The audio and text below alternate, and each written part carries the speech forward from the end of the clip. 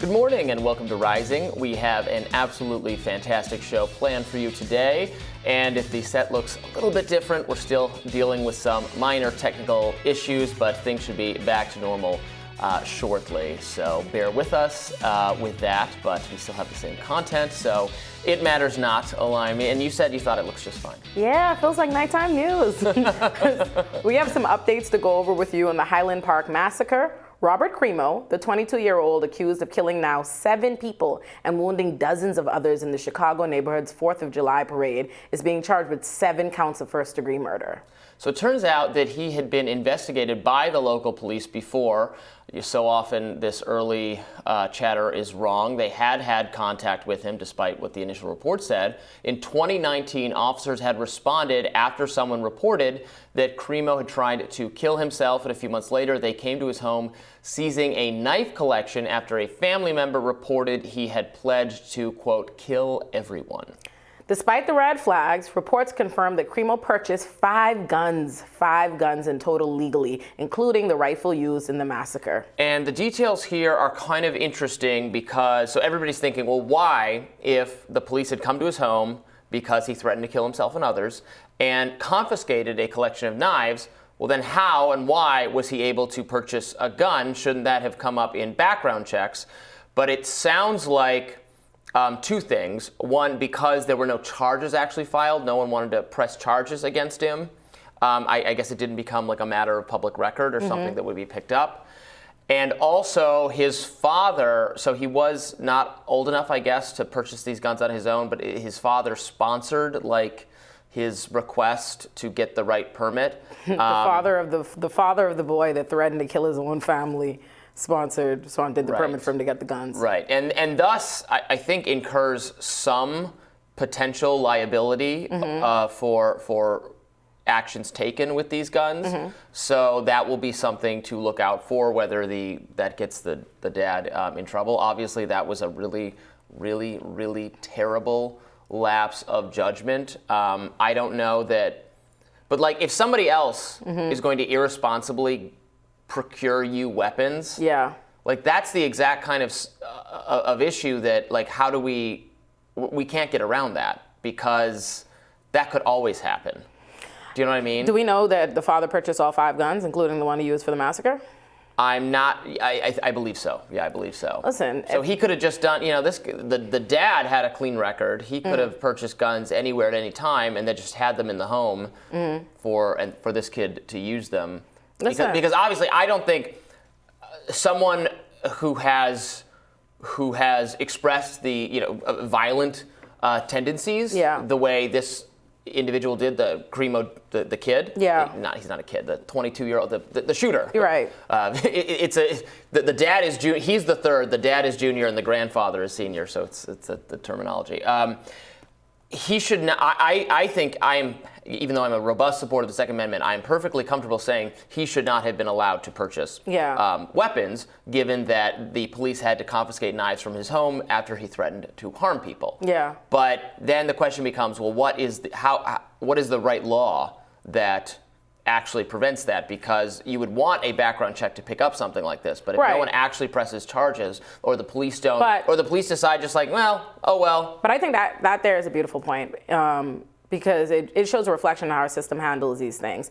I don't know anybody. I represent tons of people that are arrested for far less. The fact that the police, it's not about whether or not the complainant presses the charges. There's a myth that we perpetuate all over the world, all over our media and everywhere, that it's about whether you press the charges. That's not the case. If someone makes an accusation to the police, it's the police and the prosecutor's office that actually decide whether or not to press charges. And they very often remind you that when people say they don't want to. So why in this case, when this white boy is accused of doing these things, did the police opt not to press the charges? I wonder why that's the case in the first place. So I do think there is some level of policing failure. Sometimes they only do it if the quote unquote victims want it, right? But there should not really, not in my experience. Lots of my cases, there is a complainant even sitting in court saying they don't want the charges, and they still regularly. The amount of orders of protection and charges that the prosecutor's gone forward with, despite the fact that we have the complainant sitting right there saying no, is unbelievable.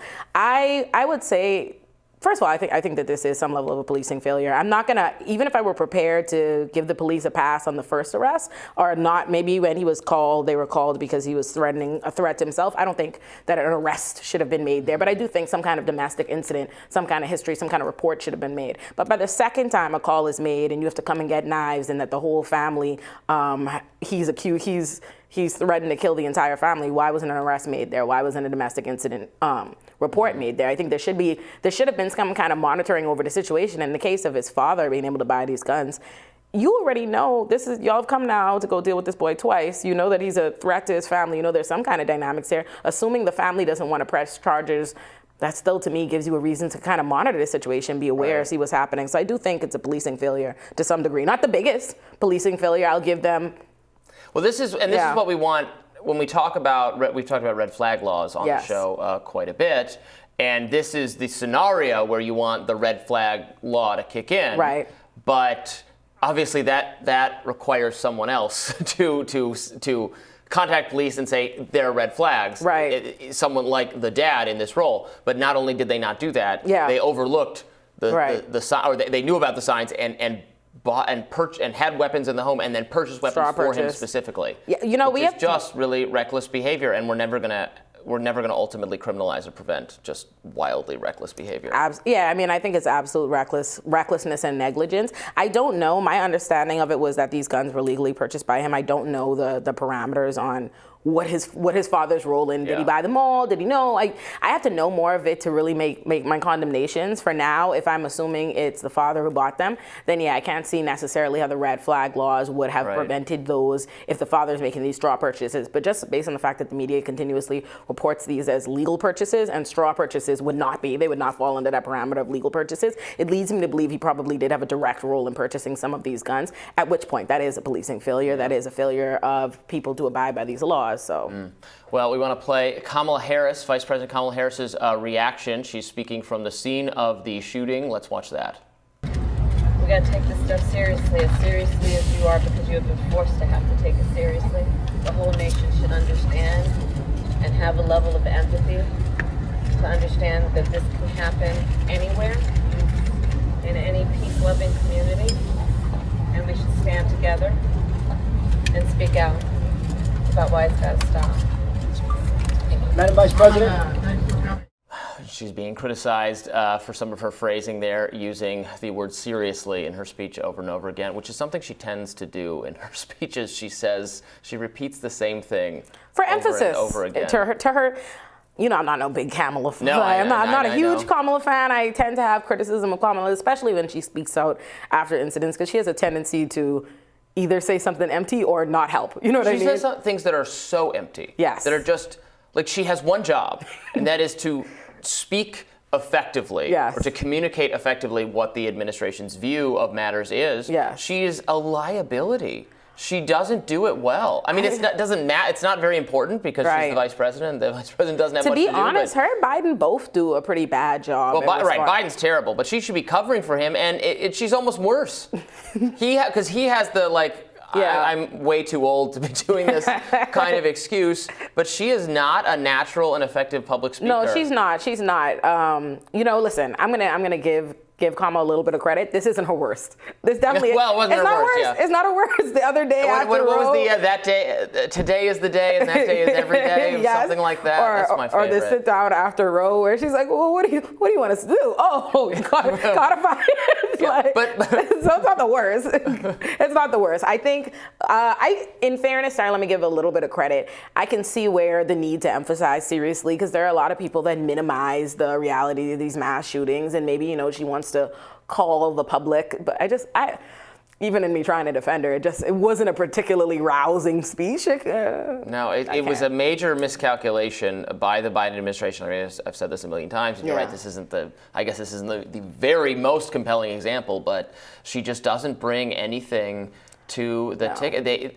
And she's, by virtue of being the vice president, she's his most logical successor. Yeah. And why they didn't think through this. We are choosing the front runner to be the next, major Democratic person whenever Joe Biden is through, and they just checked off some boxes, but But Bree said this many times. Brianna said this many times on the show. I think you share this view that she's not even necessarily popular among she's not. black people. She's not. So, she's not. You know, listen, I don't want to. Biden is, but she's not. And you're right, and that's not old all, black yeah. people, right? But in Kamala's case, I've said this from the jump. Kamala is a career prosecutor, so she doesn't appeal to leftists and progressives of today, right? There's a time, I think maybe 15 years ago, Kamala would have had a different perception in politics from the national stage than she has now, but she didn't appeal to us for that reason, which is the reason she got knocked out of the presidential election super early. She could not appeal to her own base. She didn't get that support from the black community. So I would love to say I don't know why they went ahead and chose her, but I do know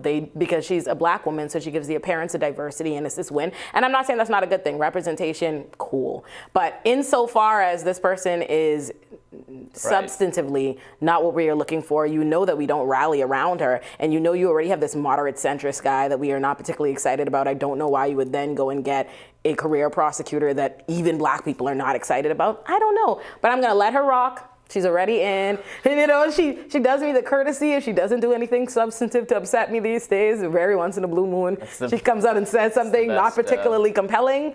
I'm gonna let her have it. I'm gonna let her have it. That's the best she can do. Well, I'm sure we'll have more to say about Kamala Harris soon, and of course we'll continue to follow updates on this, yet another horrific mass shooting. Yeah, I want to understand. I want to learn more about the process for how these guns are actually and who has to vouch for you, and right. Of course the law is different. What their background check situation is. But I do believe. Listen, I think if you have these red flag laws in place, there should be background checks and these things in place. It should be where you run this person's name. If the police had done due diligence, they had made reports, even if they didn't make arrests, because I'm never in favor of expanding the criminal system unnecessarily, but there should have been some documentation that this is the issue. He should have been barred, and so these things should pop up, but I don't know the specifics. So, all right, Olayemi, I will have a radar for everybody next, so stay tuned for that.